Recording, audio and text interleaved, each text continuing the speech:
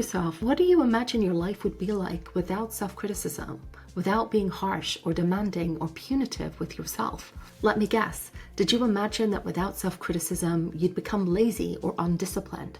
Did you fear that you'd let yourself go and end up abandoned and unloved? Or maybe you imagine that if you weren't hard on yourself, that you would let people see your true self and that they would reject you.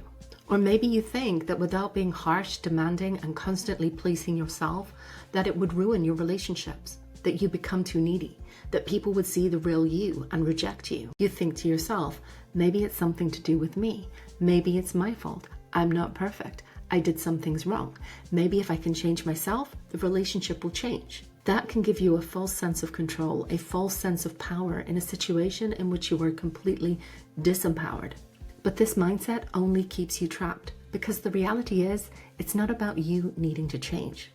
The longer you stay in a relationship that's very hurtful or abusive, the more you internalize those messages, the more self-blaming you become, and the harder you try to. How would you advise a good friend in your situation? And don't just think about the practical advice you'd give them. Think about your tone of voice, your body language, and the emotion that you would want to bring to that conversation.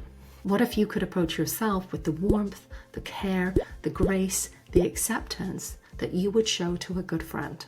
But as a fellow human being, believe me, you're more than worth it. If you want to nurture self-compassion, it isn't easy, but it doesn't have to be huge and overwhelming.